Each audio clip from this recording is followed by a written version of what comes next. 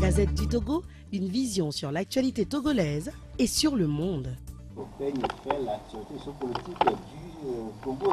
D'ailleurs, ce 14 décembre, nous avons deux invités. Il s'agit de défense à Paki de la Gazette du Togo.com et puis Marc Abofla, il n'est pas encore arrivé. Mais on va commencer avec une défense à Paki. Défense pour la bonjour. En attendant Marc Abofla, la campagne électorale a démarré. Nous sommes aujourd'hui au 10e jour de cette opération de charme. Globalement, comment vous, au niveau de la Gazette du Togo.com, vous analysez tout ce qui se fait sur le terrain? Pour une première au Togo, j'ai remarqué que quand il y a eu l'ouverture de la campagne électorale, j'étais encore dans la capitale, c'est-à-dire à Lomé. Et vous parlez de 10 jours, bien de 11 jours. Bon, ça a commencé le 4 décembre, aujourd'hui nous sommes le 10. J'avoue que l'ambiance qui règne d'habitude au cours des campagnes électorales, ce n'est pas la même. Le 4, aujourd'hui le 14, bon, ça fait 10 jours de... Mais si on peut dire que, bon, pour le 4, les candidats n'étaient pas quand même sur le terrain, mais bon, si on compte du 4 au 14 aujourd'hui, ça fait 10 jours. Oui, mais la campagne est ouverte pour combien de jours? Pour 15 jours, je crois. Oui, pour 2 semaines, ça pourra faire le 18. Quoi. Alors, nous sommes aujourd'hui au 11e jour, et mon analyse, c'est que, je vous l'ai dit tout à l'heure, comme c'est de mise au cours des campagnes électorales, j'avoue que les gens me posent la question de savoir si effectivement on est en campagne électorale à Lomé. Et à l'intérieur du pays, j'ai pu me servir des réseaux sociaux pour voir comment certaines formations sont renvoyées sur le terrain. Mais apparemment à l'intérieur, c'est plus animé que dans la capitale. Oui, c'est plus animé, mais posons-nous la question de savoir si ce que les scènes auxquelles nous assistons aujourd'hui durant les campagnes électorales, on a l'habitude de les voir à l'intérieur du pays où certains candidats sont arrivés et sont chassés. Mais tout ça là parce qu'il y a ce que nous appelons instabilité politique. Il y a une crise dans le pays et nous ne comprenons pas pourquoi. Est-ce normal de chasser les candidats? Il faut les écouter d'abord, c'est leur parole qu'il faut écouter. Si ça ne vous plaît pas, vous êtes libre de ne pas les voter le 20. Est-ce que c'est bon de les chasser carrément? Vous m'avez posé question comme un journaliste et je fais l'analyse et je donne le résultat de ce que je constate sur le terrain. Je n'ai pas demandé aux gens de renvoyer puisque lorsque je me fie à certaines vidéos qui sont parues sur la toile, j'ai écouté ceux qui renvoient les candidats dire que c'est à chaque occasion que vous venez nous voir ici quand il y a des élections et vous venez vous tromper, vous partez et c'est quand il y a... pas leur parole. Oui, mais vous comprenez pourquoi je dois faire ressortir le fait que ce caractère de renvoi là non seulement n'émane pas de moi, mais c'est la première. Je fais remarquer que c'est la première au Togo où on ouvre une campagne électorale et que les candidats vont sur le terrain et puis on leur dit on n'a pas besoin de vous. Voilà. Et donc tout ça là c'est la résultante de la crise que traverse le pays depuis plus d'1 an. C'est la résultante. Et donc je ne demande pas aux gens de renvoyer les gens. Je n'ai d'ailleurs pas le don d'ubiquité être dans la capitale et à l'intérieur du pays aussi. Alors je constate que cette scène ou ces scènes auxquelles nous assistons aujourd'hui prouvent à suffisance que les populations ont compris le jeu politique. Oui, c'est vrai que ces situations, c'est dû peut-être à la non-participation d'une partie de l'opposition regroupée au sein de la coalition avec les 14 partis. Mais on va toucher quelques points de cette campagne qui a démarré, il faut qu'on le dise, avec les violences de samedi et lundi. On dénombre 4 mois selon le gouvernement officiellement et 6 selon la coalition. Ildefonse, vous aussi, vous avez vos éléments sur le terrain. Samedi, on a vu ce qui s'est passé à Toglé, ce qui s'est passé à Sokolé. Est-ce qu'on a encore besoin de ces violences à ce moment-ci? En fait, est-ce que je dois me fier à ce que me rapportent mes reporters, puisque d'habitude, quand ça chauffe comme ça, moi-même, je suis sur le terrain. On vous voit sur le terrain, vous-même. Alors, je voudrais, d'entrée de jeu, en tant que responsable de presse, en tant que journaliste, faire savoir qu'il y a un système de terrorisme d'État qui est dirigé. Parce que les scènes auxquelles nous avons assisté la dernière fois sont des scènes qui ne devaient normalement pas avoir dans le cité. Surtout dans un pays où on dit que le Togo est cité comme le pays auquel on a toujours fait référence en matière de terrorisme. Vous savez que le Togo a abrité, le Togo a signé des pactes et autres. Mais sur le terrain, il y a ce que nous qualifions de terrorisme d'État, c'est-à-dire que les populations sont à longueur de journée terrorisées. Parce que moi, je ne comprends pas pourquoi, lorsque je me fie à la constitution de notre pays, où l'article 149 demande à ce que l'armée, puisque aujourd'hui, celui ou cette personnalité qui est au centre même... Mais c'est des manifestations interdites, hein, parce que c'est la C14 qui avait quand même appelé une contre-campagne. Le ministre Boukessi avait dit que du moment où vous n'êtes pas engagé dans le processus, vous n'avez pas quand même le droit d'organiser. Ça veut dire que au départ, la manifestation était interdite. Je l'ai dit la dernière fois ici, j'aurais dit, je me demande si le ministre connaît un peu les lois de la République. Parce que le ministre a fait allusion à l'article 17 du Code électoral. Moi, je fais allusion à l'article 67 du même Code électoral qui demande à tous les partis politiques, à toutes les formations réglementairement reconnues par l'État togolais d'exercer leurs droits. Le ministre connaît bien ses droits. On va lui donner la parole. Il était devant le groupe des 5 en début de semaine sur cette manifestation. On va écouter le ministre Edouard Boukessi sur ce qu'il avait dit quand même aux responsables de la C14 par rapport à leur manifestation.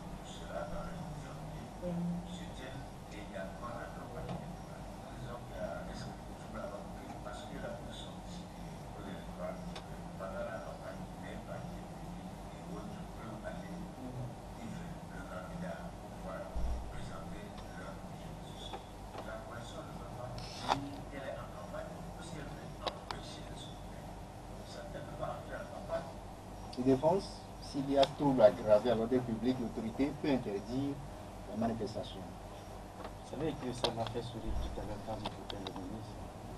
Et quand j'écoute d'ailleurs certains ministres togolais qui me font sourire. Est-ce que ça veut dire que lorsque la C14 dit qu'elle veut manifester, l'État doit prendre ses responsabilités? En prenant ses responsabilités, l'État... Parce que la C14 avait dit sur le ministre qu'il va tout faire selon les va utiliser le moyen légaux pour empêcher le scrutin. Je suis d'accord avec le ministre, mais le ministre veut-il nous dire que parce que la C14 dit qu'elle veut empêcher la tenue normale, elle n'a pas encore commencé. Elle a nourri l'ambition, elle a affiché ses ambitions d'empêcher le scrutin. Si le fait même de nourrir une ambition peut donner droit au tir, c'est-à-dire que on a entendu que la C14 veut empêcher et on a dépêché l'armée pour aller assassiner les manifestants. C'est pour encadrer les manifestations. Et qui est-ce qui a tiré sur les gens? C'est comme ça l'encadrement. Lorsqu'on déploie l'artillerie rouge, l'autre, c'est-à-dire qu'on fait sortir des blindés, des pick-up, sur lesquels on met des armes de destruction massive et qu'on tire. Comme qu'on voit même des officiers qui, normalement, selon le statut de l'armée, ne devaient pas être sur le terrain, qui sont là et qui tirent. C'est ça, la protection. Lorsque les gens nous... Jusque-là, on n'a pas dit que l'officier a tiré. C'est vrai qu'on a dit qu'il était sur le terrain, mais est-ce que il a tiré? Aujourd'hui, il était sur le terrain. Là, vous voulez... l'a reconnu, mais il l'a tiré, surtout, on ne peut pas l'affirmer officiellement. Tout d'abord, je n'ai cité le nom de personne. J'ai remarqué qu'un officier qui normalement ne devait pas être sur le terrain était là. Et aujourd'hui, le dispositif mis en place. J'ai fait allusion tout à l'heure au statut de l'armée qui ne demande pas ou qui n'autorise pas cet officier-là d'être sur le terrain. Mais maintenant, vous voulez jouer à l'avocat du diable en défendant l'indéfendable parce que le fait de nourrir l'ambition, cela ne veut pas dire que ce que j'ai dit, je l'ai déjà traduit dans les faits. J'ai nourri. Et lorsque j'ai eu l'idée, la réponse a été musclée, c'est-à-dire que mes militants ont été fauchés. Ce qui me fait mal, c'est cet état de terrorisme d'État qui est érigé au Togo. Vous savez, si aujourd'hui nous ne condamnons pas, nous n'arrivons pas à dénoncer cet état de choses, toi et moi, nous serons dans ce studio, les gens vont débarquer pour nous assassiner. Je vous assure que c'est ça. Parce que c'est surprenant que l'armée qui a reçu pour mission de protéger et de défendre les populations contre toute attaque étrangère, c'est cette armée-là qui se met à tirer sur des gens au menu. Mais le paradoxe ici, c'est que, et c'est ce que je ne comprends pas, peut-être que vous allez m'aider à comprendre, lorsqu'on nous dit que des gens tirent, c'est-à-dire qu'il y a des braqueurs au grand marché, des braqueurs à l'aéroport, des braqueurs à Fontana, des braqueurs à des petites copées et un peu partout, qui tirent, on ne voit jamais les forces de l'ordre. Mais lorsqu'on dit qu'on manifeste et que cette manifestation-là est une manifestation pacifique, on voit des forces de l'ordre, des forces de sécurité et de défense qui tirent à balles réelles.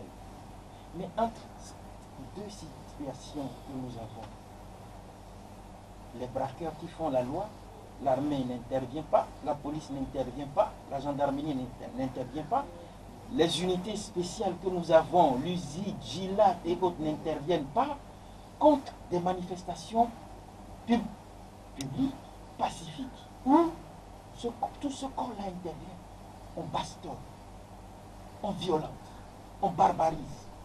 Et malheureusement, on tire à balles réelles sur de pauvres citoyens. Vous pensez que c'est sérieux ça, dans un état normal? Vous savez ce que les grands penseurs nous disent? Un état qui se met à ôter la vie à ses citoyens est un état qui n'a pas de légitimité. Vous savez pourquoi? Parce que ce sont ces citoyens-là qui donnent la légitimité. C'est-à-dire le peuple qui donne la légitimité. De défense aujourd'hui, est-ce que vous trouvez anormal que le ministre interdise la manifestation? Vous savez, le ministre, moi je ne le comprends pas parce que il y a 2 ou 3 semaines, vous m'avez invité sur ce même plateau, j'étais en train de discuter ou d'échanger avec un confrère. Et il était question de l'interprétation d'une loi. Je ne sais pas si vous avez... Parce qu'il y a quand même une confusion pour certains autour de la loi. Ils ont mis l'article 62 du Code électoral qui devait être quand même en jeu à ce moment-ci. Alors que le ministre dit que non, au-delà de tout, il y a aussi la loi sur les manifestations, son article 16, qui lui donne quand même la priorité que s'il y a trouble à l'ordre public d'interdire les manifestations. Au moment où vous n'êtes pas en campagne, il y a d'autres qui sont sur le terrain, vous voulez organiser des caravanes, il y a un risque quand même de collision sur les deux groupes-là. C'est pourquoi il avait quand même dit, vous n'avez pas le droit. Bien, maintenant, c'est vous qui me dites qu'il y a encore une loi, l'article 62, c'est vous qui l'avez dit tout à l'heure.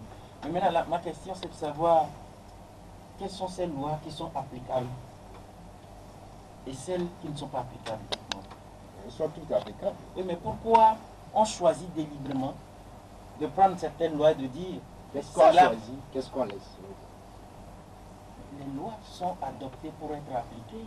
Bien sûr. Oui, mais pourquoi on veut faire le choix entre cette loi-là qui avantage et une autre qui n'avantage pas? Pourquoi? Alors que la loi a été adoptée en bloc. Pourquoi? Mais dites-moi. Non, soyez clair, vous parlez de quelle loi aujourd'hui? Le ministre, lui, était clair Je vous ai cité tout à l'heure. Vous avez renchéri. Bon, j'ai cité l'article 67 du code électoral. Vous avez renchéri avec l'article 62. Voilà pourquoi je dis, mais c'est ce qui fait plaisir, ou bien, oui, au ministre qui l'a choisi. Si tant est que les gens ont choisi de faire des caravanes, est-ce que caravane, ou je ne sais pas si le ministre a un autre sens du mot caravane. Ce que moi je sais, c'est-à-dire quand on dit à caravane, soit vous êtes en moto ou bien en voiture, ou bien à pied, et vous criez ce que vous voulez crier. C'est crier, ce n'est pas aller casser. Et puis moi je voudrais qu'on me dise, qu'on me donne le sens même de trouble à l'ordre public.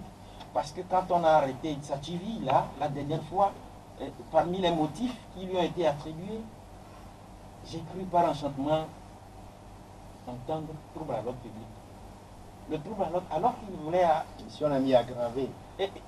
Trouble à l'ordre public aggravé, alors qu'il voulait organiser une conférence de presse ou dans une maison. C'est pour le trouble à l'ordre public là-bas. Non mais soyons sérieux. Non, selon vous, les motifs ne sont pas fondés. Non, mais parce que je ne dis pas que les motifs ne sont pas fondés, mais lorsque moi je vais organiser une conférence de presse dans une salle et que l'autorité trouve que ça va empêcher les gens de vaquer librement à leurs occupations et on m'arrête, on me colle le délit de trouble à l'ordre public, je dis mais quel ordre public que je trouble? Vous savez, moi, ce que je ne comprends pas finalement, c'est que j'ai compris que les dés sont pipés. De quel côté? Pour les élections à venir. Les dés sont déjà pipés et on ne voudrait pas que ce qui a été fait de mauvais soit connu de tous. On veut aller aux élections vaille que vaille. Et puis, presque tous les actes qui sont posés par les premiers dirigeants togolais tombent à l'eau. Selon vous? Selon moi, oui. Et selon la majorité des Togolais également. Parce que, oui, mais parce qu'aujourd'hui, je ne comprends pas pourquoi toutes ces entités-là, l'Église catholique à travers les églises évangéliques presbytériennes, méthodistes, le cadre, les imams et prédicateurs. Et ce matin également, on a encore eu d'autres... Le Conseil supérieur des imams et prédicateurs du Togo, aussi l'Union de la jeunesse islamique du Togo, hier aussi ils ont levé leur voix pour dire que bon, il faut reporter le scrutin. Et vous savez que toutes ces entités-là que vous venez de citer, ce sont des groupes étendus sur tout le territoire national. Il suffit que l'Église catholique passe la consigne, chers fils et filles, au nom de n'allez pas au vote. L'Église méthodiste, même chose. Est-ce qu'on peut interdire à quelqu'un d'aller ou non pas aller voter? C'est un droit civique, ça c'est un engagement à prendre soi-même. Au-delà des droits civiques, il y a aussi de l'autre côté ces mots d'ordre qui passent. Vous savez, j'ai encore... Donc selon vous, la solution à toutes ces violences est de reporter le scrutin? Je ne voudrais pas dire reporter ou pas, mais je sais que le report s'avère indispensable. Parce que, Gildas, vous et moi, nous n'avons jamais connu cette situation-là où on a demandé aux Togolais d'aller aux élections dans ces conditions-là. Je suis très malheureux qu'il y a des gens qui se disent opposants dans cette course-là, qui sont en campagne et qui marchent sur le cadavre ou sur les cadavres des autres. Il y a certains d'entre eux quand même qui ont dit que si ça va continuer, ils peuvent se retirer. Le MPDD avait dit. Ce n'est pas si ça. Ils ne veulent pas marcher sur le cadavre des Togolais pour aller se faire élire. Le bon sens voudrait. Ils ont dit dans la semaine. Le bon sens voudrait. J'ai posé une problématique tout à l'heure. Est-ce que cette situation-là que nous vivons aujourd'hui au Togo a eu droit de citer antérieurement, où des incongruités ont été faites sur toute la ligne? On convoque un problème. Non, aujourd'hui, c'est vrai que le gouvernement aussi dit que ce n'est pas de son propre gré. La Le feuille de route de la CEDEAO avait dit clairement que le 20, il faut organiser le scrutin. Donc ils sont aussi dans la logique de cette feuille de route-là. Donc bon, vous savez, ce n'est pas le gouvernement qui qui se lève pour dire que bon, on va aller au scrutin le 20 décembre. je ne vais pas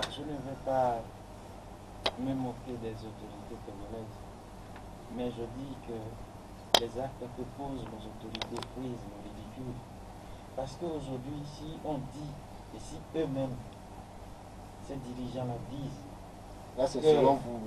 Tout ce qu'ils sont en train de faire, c'est par rapport quand même à une ligne bien donnée. Ce n'est pas seulement, ils ne sont pas levés à leur propre gré, ils n'ont rien à faire que d'organiser des élections. Non, ils sont rigolos. Non, ce sont quand même des responsables, des gens qui travaillent sur la décision d'une communauté dans laquelle nous sommes. Aujourd'hui, est-ce que c'est le gouvernement togolais seul qui dit on va aller aux élections? Je dis qu'ils sont rigolos. Vous savez pourquoi ils sont rigolos? Ils ne sont pas rigolos, mais ils sont quand même là pour exécuter peut-être. Vous m'avez invité pour m'écouter. Oui, oui. Donc laissez-moi l'occasion de parler. Oui, je dis, et j'assume qu'ils sont rigolos dans la mesure où les dirigeants togolais ont toujours clamé la souveraineté de l'État togolais. Ils disent qu'ils sont souverains. Mais pourquoi vous me parlez d'une autre entité qui vient dire... Pourquoi? C'est eux qui ont toujours dit que le Togo est souverain. On ne voit pas pourquoi ils sont allés chercher la CEDEAO. Et aujourd'hui, ils courent pour aller aux élections le 20. Est-ce que c'est au nom de la souveraineté togolaise qu'ils aillent aux élections là? Qui est-ce qui a proposé la date du 20? C'est le gouvernement togolais? La CEDEAO. Mais vous dites la CEDEAO. Où se trouve alors la souveraineté de l'État togolais? Dis-moi. Non, mais je crois qu'à un moment donné, la CEDEAO a parlé du vin, mais la CEDEAO a demandé aussi qu'on fasse les réformes. Vous avez écouté ici plusieurs fois le ministre Bawara qui nous a dit qu'ils feront les élections avant le 20 décembre. Les réformes plutôt avant le 20. C'est l'Assemblée que tout est bloqué. Ils ont déjà envoyé le test et celui de la CEDEAO. Qu'est-ce que la CEDEAO a dit dans son dernier communiqué à travers le comité de suivi? De prendre en compte quoi? La proposition de l'expert? Ou bien, pourquoi la CEDEAO dit, c'est vous qui avez dit tout à l'heure que la CEDEAO a dit d'aller aux élections le 20. Pourquoi ils ont tenu compte du 20 et ils veulent coûte que coûte aller aux élections le 20 et que la CEDEAO demande dans le même temps, puisque nous sommes dans la même dynamique, que le projet du Sénégalais soit pris en compte et on refuse de le prendre en compte? Pourquoi? C'est à cela que je dis qu'ils sont rigolos. Parce que vous voulez quelque chose et son contraire. Au moment où vous prenez votre souveraineté, vous vous fiez à la CEDEAO. Vous dites c'est la CEDEAO. Maintien, élection 20. On dit mais il faut faire les réformes avant l'organisation de ces élections-là. Et la même CEDEAO vous demande, un travail a été fait. On a écouté les deux protagonistes et on a coupé la poire en deux. Il faut le prendre en compte. Pourquoi vous ne prenez pas en compte? C'est des rigolos. Il veut faire des amendements aussi sur le tête de l'esprit de la CEDEAO. Ce n'est pas quand même une parole d'évangile à envaler tout. C'est des rigolos. Et de force aujourd'hui, c'est vrai que ces violences-là ont quand même ont fait peur aux Togolais les 2 jours, ce qu'on a connu à Lomé, à Soukori, partout, dans quelques localités sur l'ensemble du territoire. Et puis l'autre événement qui a suscité encore de grosses polémiques, c'est cette affaire de vidéo sur le terrain. On nous dit que bon, le chef d'état-major était sur les lieux où l'enfant était décédé. Ça quand même a fait le tour. Vous avez écouté le ministre Yarek sur la télévision nationale, il vous a convaincu? Vous savez que moi, des fois quand je vois apparaître le ministre Yarek sur les écrans, c'est comme un feuilleton que j'ai l'habitude de voir. C'est-à-dire que je me rappelle un film, Charlie Chaplin, qui va rire. Il est en charge de la sécurité. Je n'ai à pas ce moment, c'est vrai, au niveau, il avait un communiqué, mais ils ont jugé que le communiqué était insuffisant. Il est venu, il a apporté quand même des éléments de réponse sur la présence ou non du chef d'état-major sur les lieux. Qu'est-ce que vous avez pu retenir de ce qu'il a dit? Je n'ai pas encore dit que ce que le ministre a fait est mauvais. Mais dire que tout ce qui est venu, quand vous le voyez sur les écrans, ça vous fait rire, c'est aller trop quand même. Je vais vous rappeler un fait. Il y avait dans ce pays un citoyen, un jeune, qui a été assassiné à Mango. Il y avait un autre qui avait été assassiné à Dakar. Et là, je m'incline encore devant la mémoire de Vous tous parler ces- d'outils.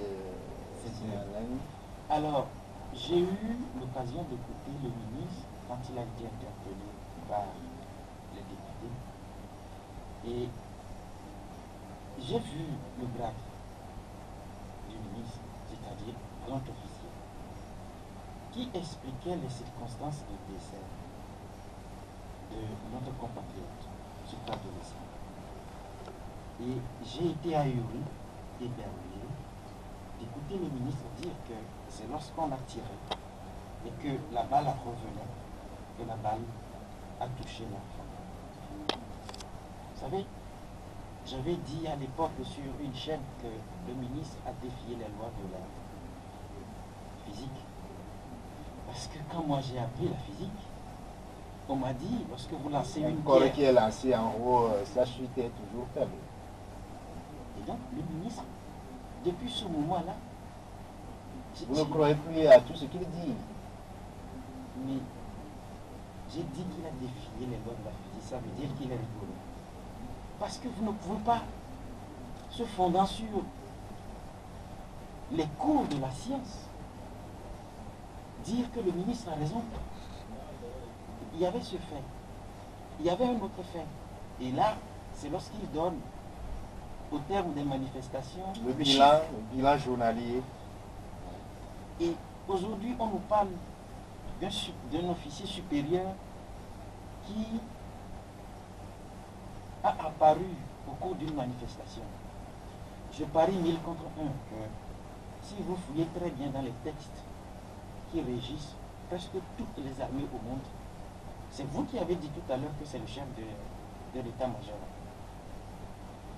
Vous allez vous rendre compte qu'il n'est pas permis au chef de l'état-major de sortir, même lorsqu'il y a une guerre, parce que c'est lui qui doit tout coordonner. Je ne sais pas si vous avez eu l'occasion de voir les films américains lorsqu'il y a la guerre. Vous allez voir les généraux qui y sont casés quelque part, qui font les plans d'attaque. Mais si le chef de l'état-major se permet de se mettre sur le terrain, aujourd'hui, Non, parce que selon le ministre Yark, il a dit que d'habitude, pour vérifier si les dispositifs mis en place sont quand même opérationnels, il fait souvent ces sorties-là pour contrôler ce qui se passe sur le terrain. je vais vous dire une chose que j'ai toujours dite. Le ministre de la Sécurité est obligé des fois de couvrir certaines erreurs de ses supérieurs. Il est obligé. J'ai donné des exemples ici la dernière fois, je l'ai dit. Lorsque le ministre de la Sécurité n'est pas au courant de ce que les gendarmes font quelque chose quelque part, il n'est pas au courant de ce que certaines villes sont assiégées, parce que quand on l'appelle des fois, il dit qu'il n'est pas au courant. Alors, vous devez comprendre qu'il y a certaines choses qui l'échappent. Il doit se rattraper. Il est obligé de mentir. Et des fois, il lui arrive comme ça, de mentir, parce que il ne peut rien. Il doit assumer. Il y a ça. C'est Il y a vous qui aussi- pensez qu'il ment. Le premier communiqué faisait état de quoi? On nous avait dit que l'officier, donc vous avez donné le nom, n'était pas là qu'il était sans café. Il a été. Est-ce que c'est le communiqué ou bien c'est les rumeurs qu'il avait dit qu'il était en voyage? Tout, Parce que tout, le tout, communiqué avait quand même découvert ce qui s'est passé. tout, Mais ce sont les rumeurs qui ont dit que bon, Tout le compte chef fait. d'état-major serait en non, voyage. tout compte fait. Le gouvernement n'a pas dit que le chef d'État Tout, était en tout voyage. compte fait. Si c'est parce que j'ai dit que le ministre de la Sécurité est obligé de mentir des fois, c'est qu'il y a eu des actes posés. J'ai donné tout à l'heure les exemples des manifestations. Et puis moi, chaque fois, je suis interpellé des fois, quand je prends une caméra au cours des manifestations, les gens viennent te faire. Il faut bien filmer hein, pour qu'ils voient que le ministre ne vienne pas dire. C'est des choses auxquelles nous assistons. Et bizarrement, vous-même, lorsque vous venez couvrir les manifestations et le soir, vous vous amusez à voir ce que la TVT va dire via le ministre. Des fois, vous êtes éberlué. Vous allez vous... Et il y a bon nombre de choses. Il y a des exemples que je peux citer. Mais dans la hiérarchie militaire... Là, c'est normal. Nous ne sommes pas appelés à dire la même chose. Peut-être que bon... Est-ce que c'est parce que ce que vous avez montré, la TVT ne l'a pas fait? Donc ça veut dire que bon, ce qu'ils ont fait n'est pas injuste. Je ne parle pas de la TVT. Ouais, bon, vous dites que bon, c'est que... Pour la plupart du temps, le ministre fait le bilan. Et ce bilan-là, nous avons tous l'habitude de le voir sur la TVT. C'est pourquoi je parle de TVT. Je dis, je m'amuse des fois à voir. C'est ça. Mais, dites-moi, il était question de bastonnade des populations de Farakalo. Le communiqué que le ministre a fait est encore aujourd'hui d'actualité. Il n'y a jamais eu de bastonnade. Mais lorsque Nana Akufo-Addo a demandé qu'une commission aille sur les lieux pour voir ce qui se passe, qu'est-ce qui a été dit? C'était le contraire de ce que... Est-il mal renseigné par ces agents, le ministre? Quand j'ai dit tout à l'heure qu'il était obligé de mentir, vous m'avez dit, vous avez hoché la tête, vous avez souri, vous avez vu derrière la vitre, je ne sais pas qui vous fait. Mais vous me posez la question de savoir s'il est mal renseigné. Je ne sais pas comment le service de renseignement marche au Togo, fonctionne au Togo, mais je sais qu'il ne devait pas normalement avoir un seul carnaval, un seul canal. Pour avoir les informations. Le ministre doit avoir des canaux pour avoir des informations confirmées et infirmées et voir qui envoyer sur le terrain pour vérifier les choses avant de parler. Vous pensez que si nous on se mettait à donner des informations comme ça, on serait encore là, vous serez là à nous inviter? Je suis sûr qu'on allait nous changer déjà de logement. Au-delà de tout, c'est vrai que la situation a été expliquée quand même au groupe des 5 en début de semaine. Hier aussi, c'est les ambassadeurs africains accrédités qui ont eu quand même à rencontrer le gouvernement sur ce qui s'est passé. Et d'un fond, c'est vrai que le groupe de 5 aussi composé l'ambassade d'Allemagne, États-Unis, France, coordination des Nations Unies, et puis l'Union européenne aussi dépend ce qui se passe au Togo. Et ils ont quand même dit qu'il est nécessaire de préserver un climat de paix, d'éviter toute forme de violence et appeler les acteurs à la retenue. Comment vous entrevoyez, comment vous analysez la position de ce groupe de 5 là dans la situation actuelle du Togo? Certains quand même ont fait vite de leur jeter des pierres. Est-ce que vous aussi vous pensez que bon, ils ne font pas ce qu'ils devraient faire? Ce sont des hypocrites. Dans quel terme? Mais je dis ce sont des hypocrites parce qu'ils usent de l'hypocrisie. Parce que s'ils vivent effectivement au Togo, ils se rendent compte que d'ailleurs les diplomates sont amenés à connaître au moins la majorité des lois qui régissent l'État dans lequel ils sont venus exercer leur fonction d'ambassadeur. Alors, lorsque vous prenez l'article 147 de la Constitution togolaise qui demande à ce que l'armée soit républicaine et au service du peuple, lorsque vous prenez l'article 29 qui demande à ce que ce soit seulement les forces de sécurité et d'ordre qui fassent le maintien d'ordre, lorsque vous prenez l'article 149 qui dit que l'armée ne doit pas être utilisée comme cela et qu'il faut que l'Assemblée nationale se prononce avant. Donc c'est à eux de faire cette pédagogie-là pour nous. Je suis en train de faire une démonstration. Lorsqu'il n'y a pas invasion, il n'y a pas attaque terroriste, et qu'on trouve l'armée dans les rues, alors que l'armée, c'est dans les casernes, on se pose la question de savoir qu'est-ce qui se passe. Et nos diplomates doivent avoir à l'idée l'essentiel des lois et textes et se poser la question de savoir pourquoi l'autorité a-t-elle accepté qu'il y ait une manifestation? C'est-à-dire que cette manifestation-là a un caractère pacifique. Si elle était une manifestation brutale ou une manifestation, on n'allait pas l'autoriser. Mais à partir du moment où on autorise une manifestation pacifique et qu'on sorte encore la règle, on se pose la question de savoir si les marcheurs sont des envahisseurs. Parce que c'est ce que nous remarquons aujourd'hui. J'ai comme l'impression que le peuple est devenu un envahisseur et que l'armée doit chaque fois tirer. Que demandez-vous au groupe des 5 concrètement dans ces genre de situation? Il ne faut pas qu'ils soient hypocrites. Moi j'ai dit tout à l'heure qu'ils sont des hypocrites. Parce qu'ils savent ce qui se passe très bien. Depuis le 15 juillet. Ils ne se prononcent pas. Peut-être que ce sont des discussions diplomatiques. Peut-être que vous n'êtes pas au courant. Est-ce que si ils sont hypocrites, lorsque les diplomates disent que le climat qui règne aujourd'hui, c'est-à-dire il y a 2 semaines, malgré qu'il y avait une tension dans le pays, ils disent que le climat est propice pour que les élections tiennent et qu'ils soutiennent le gouvernement. Vous pensez que c'est sérieux ça? Ils sont revenus dire qu'il faut préserver la paix et le but d'éviter toute forme de violence. Ils vous appellent à la retenue. Donc ça veut dire qu'ils sont conscients que le climat est délétère. Ce climat était toujours délétère depuis août 2017.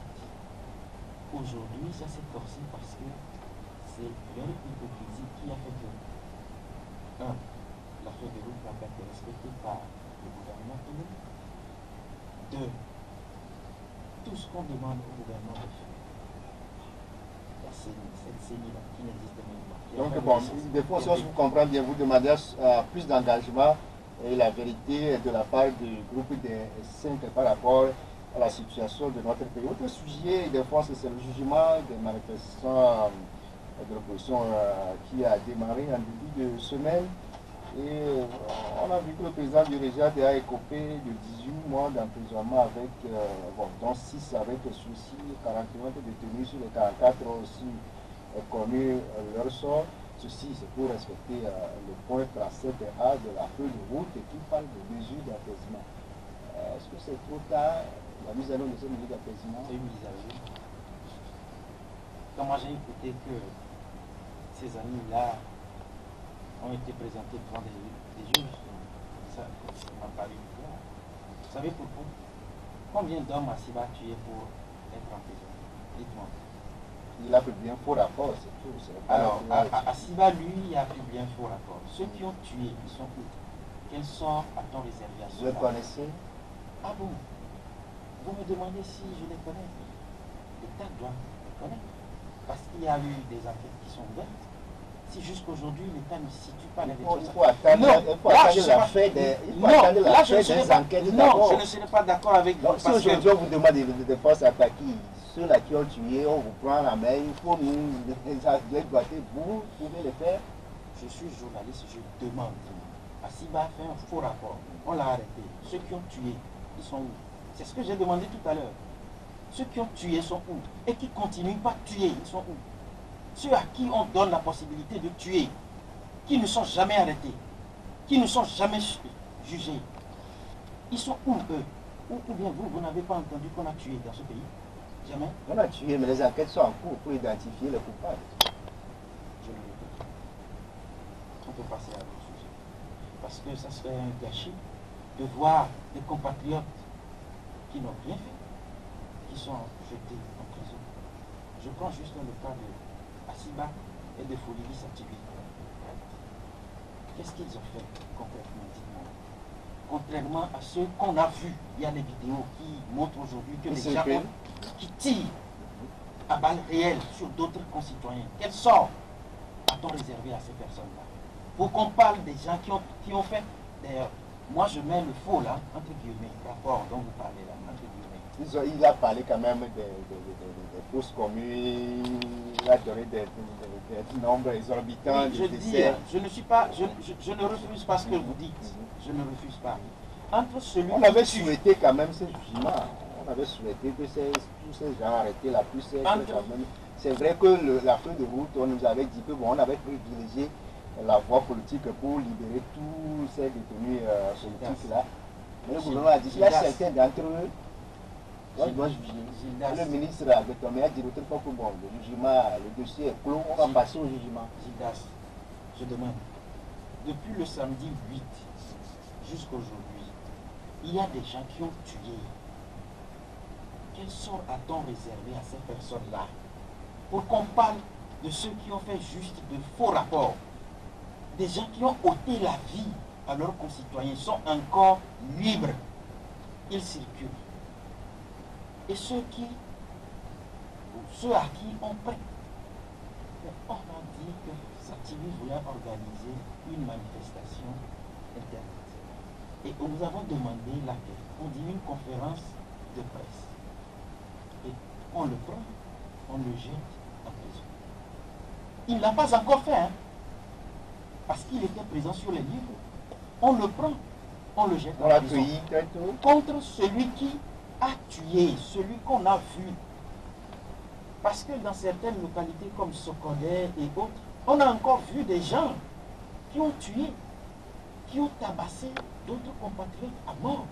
Quel sort a-t-on réservé à ces personnes? C'est comme ça on veut construire la paix au Togo. C'est pourquoi je dis que le groupe... Donc vous parlez excusez-moi, d'un jugement à double vitesse? Non, vous savez que le gouvernement togolais a opté. Il y a deux mécanismes pour le gouvernement togolais de régler les comptes à ses adversaires politiques. La justice qu'on met au pas et puis la prison. La justice indépendante et la modération de la justice. Et tous les pouvoirs sont indépendants. Vous êtes sérieux? Très sérieux. Vous êtes au Togo, hein? Oui. Tout peut vous arriver à n'importe quel moment. Moi, vous savez, j'ai toujours dit que je ne verrai pas le blanc et je dirais que c'est le noir. Et donc, dans ma tête, je me suis préparé parce que je sais le pays dans lequel je vis. Mais vous, si vous ne vous préparez pas mentalement, ce pouvoir va vous broyer. Je sais de quoi je parle. Parce que moi, je ne vais plus reculer.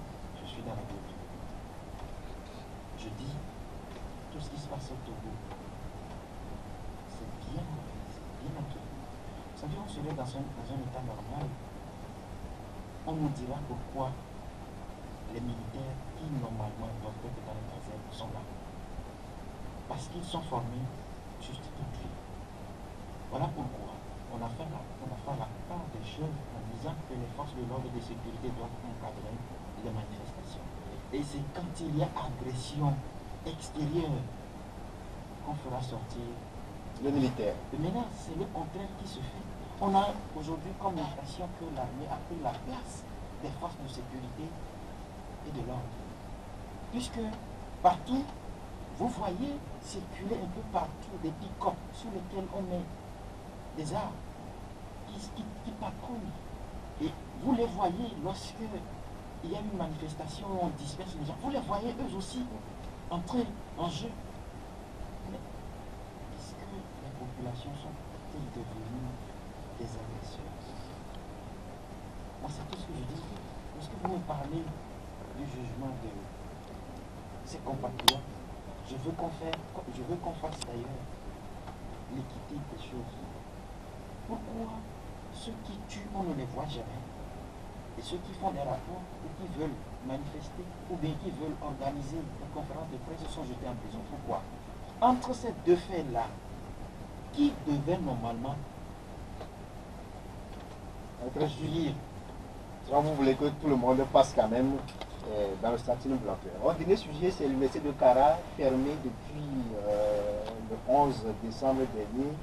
Et selon une note sortie par le président de cette maison du savoir, professeur Kwamla Sanda, c'est que c'est suite aux actions violentes dont se sont rendus coupables certains étudiants revendiquant le paiement des arriérés et tranches d'allocation, de bourses et aides, et dans le souci de préserver l'intégrité physique des personnes et des biens. Les activités pédagogiques à l'université de Kara sont suspendues jusqu'à nouvel ordre. Vous avez vu? Sur un plan politique, il y a un problème. Sur un plan social, il y a un problème. Sur un plan académique, il y a un problème. Je résume en disant qu'un gouvernement, une autorité sérieuse, un État sérieux, c'est cet État-là qui anticipe sur une crise. Cette crise à l'université de Paris pourrait être évitée. Si tant est que on a des responsables, des dirigeants dignes qui anticipent sur la crise. Ce n'est pas la première fois, ce n'est pas la deuxième fois, ce n'est pas la troisième fois. Est-ce que ce que réclament nos frères et sœurs étudiants de Paris ne sont-ils pas leurs droits? Est-ce qu'il faut que ces populations-là se fassent entendre, provoquent des manifestations qui parfois se terminent par des emprisonnements, des arrestations, des tortures? Pourquoi? Si l'État était un État normal, dirigé, entre guillemets, par des gens qui sont politiquement civilisés, je suis sûr qu'on n'aura pas ce genre de situation. Ils devront, ces dirigeants, anticiper sur cette crise. Vous avez vu, nos frères et sœurs parlent de primes, alors qu'on a trouvé de l'argent pour faire des élections. Primes. On trouve de l'argent pour faire des élections. On ne trouve pas de l'argent pour équiper les centres de santé. Et puis, la plus belle aberration, c'est que nos centres de santé sont dépourvus, sont dégarnis de matériel. Pour la contractualisation, on a préféré réaménager une mort. Seulement, ça n'a pas de sens. Il faut se faire soigner. Donc il faut quand même anticiper ces événements de Kara. C'est aussi un appel que vous lancez pour Lomé aussi, parce que la même situation se répète parfois le Lomé aussi. On veut aller aux élections. Si vous voulez mourir, il faut mourir. C'est ça le. Vous avez trouvé de l'argent pour faire les élections, vous ne trouvez pas de l'argent pour payer les aides et autres. Ildefonse Akpaki, nous sommes arrivés à la fin de cette émission. Malheureusement, non, je suis de ceux qui croient. Moi, je crois encore. On peut reporter les élections. Qu'un report des élections est encore possible. Moi, je crois.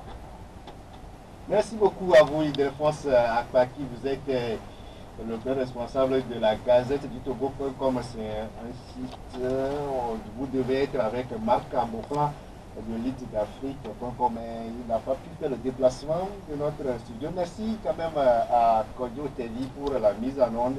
Merci à tous ceux-là qui nous ont suivis. Bon week-end à toutes et à tous. Juste après moi, sur l'édition Foot de Foot avec Innocent Léonou et toute son équipe. Bon week-end à vous tous. La Gazette du Togo, une vision sur l'actualité togolaise et sur le monde. Rejoignez-nous sur le www.lagazettedutogo.com ou sur nos comptes Facebook, Twitter et YouTube. Pour tout contact, écrivez à contact@lagazettedutogo.com ou appelez le 92 80 88 53. La Gazette du Togo, c'est l'information en continu.